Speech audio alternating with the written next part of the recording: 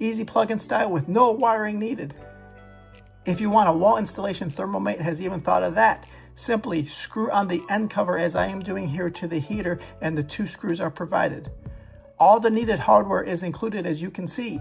You can screw the brackets directly into a solid wall or use the hollow wall anchors if you need more support. I marked my 2 holes by holding up the heater in the location I want. You do want it at least 6 foot off of the floor level.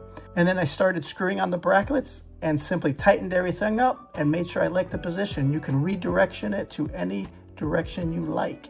The electric heater in my back patio right now as I'm chilling, warm and comfortable.